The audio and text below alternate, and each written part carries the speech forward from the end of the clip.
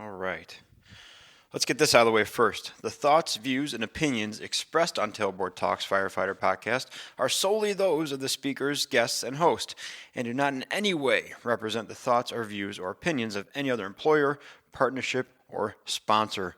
The material and information in this podcast is for general information purposes only and should be used at the listener's discretion. All right, let's talk about Team Builder. If I was still going out to departments and trying to be their fitness person and like come see them every couple months or come see them once a month, and I needed to take a department roster and then break that down into shifts and then be able to manage each shift by each person individually and track their progress and their weights and their activity, Team Builder is a fantastic app for that. So other apps are meant for more like personal training where you can have like 6 individual profiles of each individual athlete set up. And that's kind of the face of it, right? Team Builder is all about managing groups. So obviously it's geared towards fitness, right? It's a fitness coaching app. But if you need to manage groups of people and keep metrics and keep tabs and track progress, check it out. So go to teambuilder.com, teambuildr.com, and enter code TTFP, Tailboard Talks Firefighter Podcast. They want to give you a free 30-day trial of their platform. Go in, check it out. It's risk-free, no obligation, but see if you like it.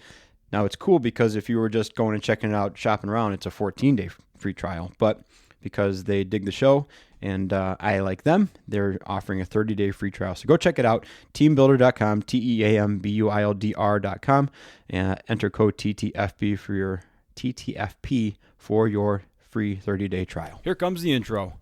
Skip forward 30 seconds if you want to get right to the episode. This is the Tailboard Talk Podcast, the best health, wellness, and lifestyle resource for the fire service. We're using stories, lessons, and tips from the front lines to give a realistic view of what the job can do to us and how we can make it out alive. I'm Chris Morella, a firefighter since 03, medic since 05, full-time since 08, and promoted to lieutenant in 20. I'm also a personal trainer and strength coach, and I'm here to give you the best information and host the best discussions to make us capable and durable, both on the job and away from it. So grab a heater, steal some fancy creamer from First Shift, and let's go chat. Hey everybody, Chris here from, Tailboard Talks Firefighter Podcast, and today we're talking about simplicity. If you follow me on social media, you saw I declared 2023 as the year of making fitness simple again. And man, I believe it, because if there's one thing that fitness is good at, and if there's one thing that firefighters are good at, there's 2 things. First of all, distilling extremely difficult and complex things down to frustratingly simple terms, like pump at 150, bake at 350. But at the same time, taking very simple things and building them out into the most obnoxiously complex and convoluted and contradictory systems we can think of. And if you don't think that's true, you've either not studied for a promotional exam or you haven't tried to exchange narcs at the hospital. So listen, today is going to be about keeping it simple. We can't talk about keeping it simple necessarily without discussing why we can't keep it simple. And there's a few things we'll talk about. I mean, fitness programs and offers are everywhere this time of year. This is when gyms are trying to sell. This is when coaches are trying to sell. They're trying to get their clientele and client base set up for the next year. We talked in the last episode how they want you to buy the entire year instead of month to month. So look at that. Now I charge month to month because I care about my clients. But if you're going to a big box gym, just beware of that annual membership. And you can go back and listen to the last episode for a little tidbit on that. But one thing that fitness, like I said, is great at is overcomplicating things. And we like that, right? We as firefighters and paramedics, we like complicated things. How many times have you heard someone say like, well, if it's not heavy duty, it's not going to survive in the firehouse, and everything has to be special or heavy duty or tactical or have a red stripe on it? We like that little bit of extra. And so when someone comes at us with a simple solution to what we view as a complex problem, especially one that we don't have a lot of information or knowledge or experience about, we just brush it off as like, well, that'll never work. That it's got to be more complex than that. Now that is something called complexity bias, and we'll talk about that in a second. But what I'm also going to give you is something, one of the most simple ways to adjust whatever program you want to have a better chance at meeting your goals. It's a very, very simple, not easy, but simple solution. So recently, I had a conversation with a kid at work, a guy at work. I'm old, so I call him a kid. Great guy, great kid, very nice, very polite, very professional, very smart. but needs work on his fitness. And it's been identified as that, right? We've run him through the baseline testing, the consumption course, and he needs some help. He's good on individual tasks. He's good on calls with doing one or two things, but the overall capacity is very low. And so that would lend to believe that muscular endurance and cardio are lacking, right?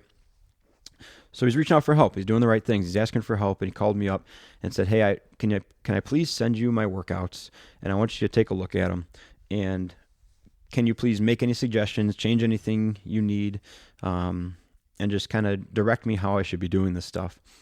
And after a few questions, it didn't take long, and hearing about what program he's doing and what cardio he's doing, to figure out that the program and the machines and the medium is not the issue.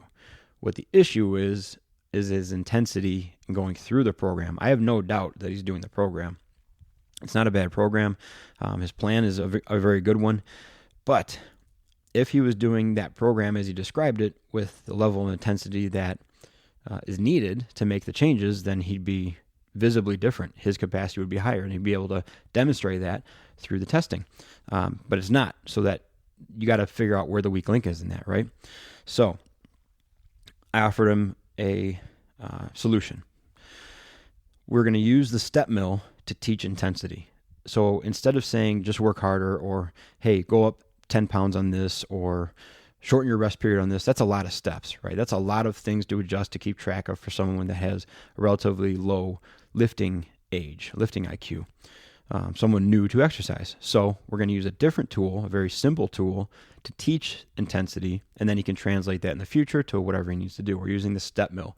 And the goals I gave him for the step mill are 25 minutes or more as you build up through it, at 70% or greater of your max heart rate. So that's, the most widely known formula is 220 minus your age, and then you take a percentage of that, so 70% of that, and you stay above that for the 25 minutes, or stay close to that for 25 minutes, but you're doing intervals or some sort of program on the step mill where you're frequently above that.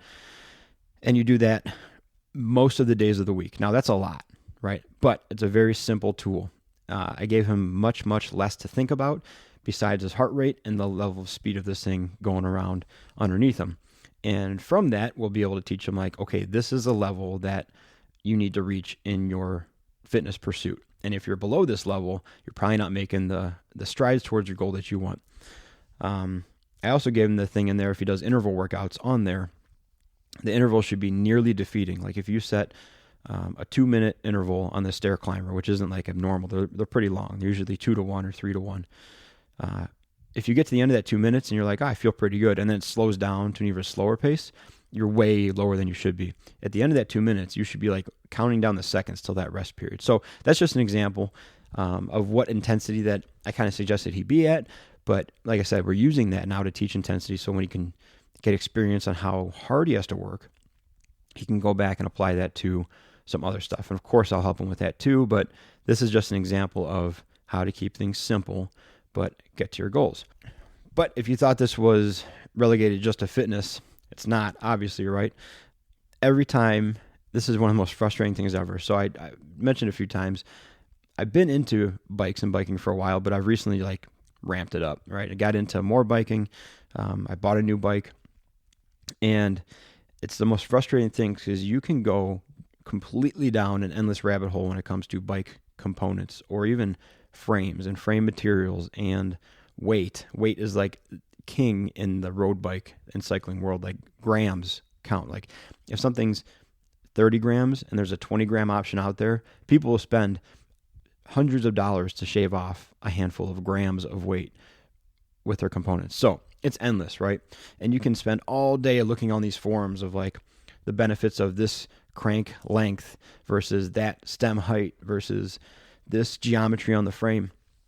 And no matter what reviews you read or forum you're on, there's always some jerk like almost at the bottom who brings up the point of like, hey, instead of worrying about this stuff, why don't you just ride more and get better at it? Why don't you ride faster and then 30 grams won't matter? And it's like, crap. So it's everywhere, right? We love to overcomplicate things when the simple solution might be kind of right there. We love to look to the most advanced option and solution we can look for when really a little bit more work on the front end would take care of it, especially for the relative victory we're looking for. Like, I'm not racing. I don't need the $3,000 group set when I can just push a little bit harder on the $500 one, right? And they did this thing where, I'm sure you can relate this to any thing you're into. There's like, let's just say there's 6 levels of bike component quality in the world, right? There's like bargain basement one that's a department store, and then once you enter a bike shop, there's like 3 levels inside of there, so that's the next step up. So bike shops carry a next level of quality of component, and then there's like a couple more at the pro level, which are still in bike shops, but specialty things, very expensive, mostly that, very expensive. Time and time again, what they tell the general public is like, don't worry about the pro stuff. Like, you're going to spend $1,000 to shave off 200 grams and it's not worth it. Worry about going from Walmart brand to like mid-level bike shop brand. That's the greatest use of your money. It's the greatest bang for your buck. You'll notice the biggest difference. It'll feel much better. It'll be so much more durable throughout its lifespan. You'll have less maintenance to do on it. It'll be dependable. As you start going up past that mid-level bike shop brand, the returns start diminishing significantly, but the price to get to the next levels goes up significantly. So you spend way more to get a little bit more back. And so time and time, they're going to like just build a good, solid bike, take care of it, and just work hard and have a good time, right? The same exact thing goes for our fitness. You're going to see the greatest gains and the greatest progression and the greatest change in how you feel when you go from relative inactivity or just not lifting or doing much to like a decent level of fitness. And I'm talking like, I could barely make it up the stairs without being winded, and I can't talk on the radio after going up one flight of stairs. That'd be like the bargain basement stuff. And then mid-range bike shop would be like, yeah, I can carry the high-rise pack up to the 6th floor, and I'm tired. Like, I'm real tired, but I can definitely do more work after this. That's the difference I'm talking about. I posted a long time ago that my company and me, I'm not worried about turning 9s into 10s. I'm worried about turning 3s into 7s. And that's 100% what I believe. Like, I'm not looking to have you spend all this extra time and effort and energy getting that finite little itty bitty bit of performance out of this well-polished machine. Like, that's fun, I guess, for some people to do, and it's something to do, but I want to bring us to a level of like, yeah, we can get some work done, and I don't have to worry about everybody exploding the second that we put our air pack on, right? That's what matters, is getting from the bargain basement to usable with a good experience. So in that, then, what makes us go towards those complex or overly complicated or very expensive things that give us the tiniest bit of return? Like, what makes us go towards that? And we have this thing called complexity bias, and that's basically the idea that the more complex and complicated things are, the better they are. And it's not always true, because it's very, very dependent on you, which can be a bummer, right? So let's take coffee in this example. And you're getting a heavy glimpse into my web search here. It's usually on my YouTube page that I look at is usually bike stuff, coffee stuff, and then some strong guy stuff. And that's pretty much it. So if we look at coffee, there is an endless amount of involvement you can have in brewing a cup of coffee. Like, you can track the grind size, you can track the beans and what altitude they were grown at and when they were roasted, and the temperature of your water, and how long after you get the water hot you pour it over the grounds, and then how long you have to wait before pouring 300 grams of water in the next. It's endless. Okay, it's absolutely endless. You can also go the other way and buy like a super duper expensive coffee machine that you don't have to measure and time out everything, but it does it for you. And it's very expensive and very intricate and all that stuff, right? But unfortunately, it's all dependent on what we're putting into it. If you have that super expensive coffee machine that's guaranteed the best cup of coffee in your life, and you put garbage water and gross beans in it, you're going to get like the best, and most incredible, terrible, crappy cup of coffee ever. That's what you're guaranteed with, is the cleanest garbage cup of coffee you could ever imagine. So the complexity issue, or the complexity bias, fails us when we are the failure in the system, right? The machine's probably doing its job. We're not giving it what it wants. And that's where we see that reflection back on fitness. In the story I told before about the kid, the program's fine, the machine's fine, but what we're giving it it's not capable of producing the result we want with the ingredients we're giving it, right? Now, the novelty effect is another thing that fitness coaches and coaches in general fight with ad nauseum. I mean, it is so frustrating, this novelty effect thing. And I get it. Like, I understand what it is. There's a bunch of Neophiles running around. You might be one too. You might be a Neophile. Okay. And that's not as bad as it sounds. It just means that you're a person that likes new stuff and needs like new stimulus frequently to stay engaged. That's not a bad thing. But here's the trouble with it. Okay. If I'm your coach and we're doing back squats, and week 1, you're supposed to do 12 back squats. All right. And now let's say I fail as your coach and I don't tell you what exertion to hit or what weight to use or what rest periods to use. Or let's put it back on you. Maybe I do and you just don't pay attention. Sometimes that happens to everybody. And you do 12 back squats at 95 pounds. Now, you're a strong person, okay? You can easily do 12 back squats at 225 without a doubt. But for some reason, you did 12 back squats at 95 pounds, right? Now, let's say the next week, I put back squat 8. You're doing 8 back squats per round, let's say. Now, to me as a coach, that means that there's going to be a significant increase in weight. So had you done 225 for 12, I would expect you to put on 20 to 30 pounds on the bar for 8. Right? It's a significant jump potentially, depending on many different variables. Let's say you do 95 again. In my mind, as the coach, I've changed the input to your body, the input to your system. I have to adjust movements around that now because it's going to be more taxing on your nervous system, your musculature in general. So I'm going to adjust your rest periods. It means a lot of stuff. There's a lot of implications for a coach when you go from 12 to 8 on back squat. On the client side, if none of that was communicated well or you weren't paying attention to it, all you see is I'm doing less back squats. Now that can be frustrating because you want something new. Not only do you not have something new not only do you seemingly nothing new, but you have less of something not new. Now, had you done it the way the coach intended it, or had the coach communicated that well and you done it the way he intended it, you would have found novelty in how terrible it felt. I mean, that's a significant jump up in weight and down in reps. It's going to feel pretty different than the time before it, and there's the novelty. But to you, not only is it not new, it's less, this program sucks, what am I doing paying this guy? So the novelty effect is tough. The other thing that's tough is that people tend to look for variation of movement as opposed to what I just kind of explained, variation within the movement.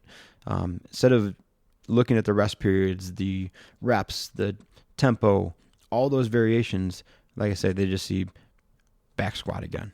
Great. So it's difficult. That's a difficult thing that coaches fight. It's a difficult thing that online coaches fight. But it's a real thing. It's a real thing. We all like new stuff once in a while.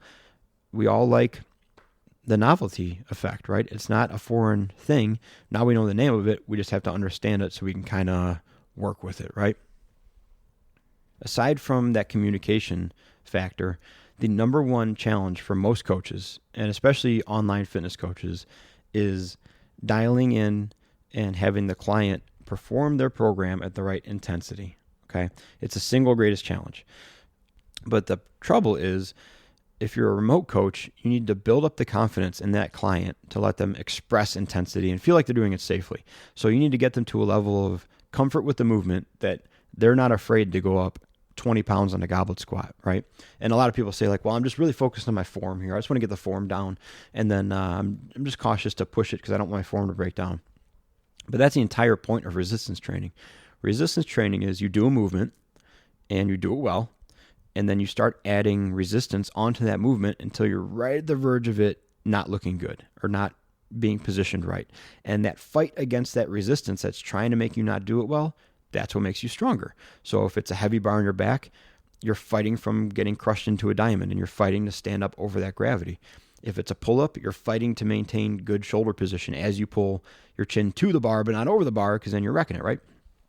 So you add resistance to these movements, but that's difficult because that's intensity.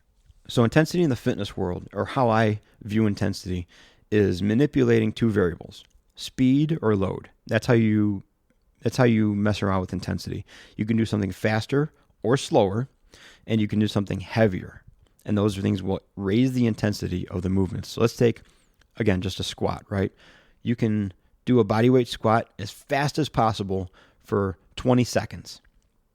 That is a completely different input to your body than loading up 300 pounds on a back squat and doing 4 of them at a regular pace, right? But both of them are highly intense. They're both far more intense and far more beneficial, depending on your goals, than loading up 95 pounds if you're capable of 300, than loading up 95 pounds and doing 7 or 8, right? But if the program says back squats, 7 back squats is what you're doing today, and you fail to apply the appropriate intensity, you're going to be grossly underwhelmed by that thing. You might put 95 pounds on, knock out 7, and walk away calling your coach an idiot. Now, they might be because they didn't communicate the true reason for what you're doing the back squats for, but they also might have done that, and the intensity wasn't applied appropriately. So intensity is just such a hard thing to coach. It's such a hard thing to convey to people. It's such a hard thing for people to get comfortable enough pushing themselves to be able to express their intensity. But I will tell you that intensity is the simplest way, the absolute simplest way to apply something and get closer or give yourself the better chance of achieving your goals. Okay, so here's my advice to you in 2023. Here's my direction I'd like to give you. When you're looking for stuff to do, when you're looking for programs to get into, or where do I start, or how do I get back into this thing, my advice to you is to either do something you already enjoy doing, or do something you did enjoy doing at one point, whether that was a workout program, a sport, an activity. It could be running, riding your bike, hiking. It can be weightlifting, Olympic lifting, if you call it that, strength training, CrossFit, Zumba, whatever you want to do, right? Something that you like doing and you're doing already, or something that you did like in the past. And I want you to evaluate your intensity of that thing. And if you find yourself not being challenged by it, or not finding the novelty in it, or not being engaged in it like you were, maybe your tastes change, first of all, and that's okay too. But maybe we need to play with that speed or load principle and see if we can get something else out of it, right? We can try doing it faster. If you really like biking, and you're like, yeah, I do this circuit. It's a 7-mile loop, and I get it done in 27 minutes. And I've been doing that for years, but I just feel like I'm not making progress. Well, then your goal is to do it in 25 minutes, and that's a monster jump. That's a lot of time to shave off. But that increase in speed is an increase in intensity, right? If you don't want to do that, find some hills, fight against gravity. That is an increase in load. You're going to increase the intensity of your bike ride, and you're going to get some more effect out of it. Same thing with running. Run faster, right? Find some hills. I wouldn't load up necessarily with external load when running, but you can do that with walking. Put on a weight vest. Put on a light backpack, right? 10, 15 pounds is all it could take. Hold one weight. When clients want some cardio stuff to do, and I want it to be a little bit more than that, I prescribe a 20 to 25 minute walk on the treadmill or outside carrying one 5 to 10 pound dumbbell. And the only rule is they just can't put it down, and they can't rest it on their shoulder. So usually it's being supported like in the front rack position, which would be weird, or the goblet position, which would be awkward. But most of the time it's just hanging at arm's length like a suitcase carry. And after about 2-3 minutes, that hand gets tired, that arm gets tired, you feel like your side is a little bit uncomfortable, so you switch to the other hand. It's just enough to do something, but not enough to like make you fail at walking, which would be rough, right? So keep it simple.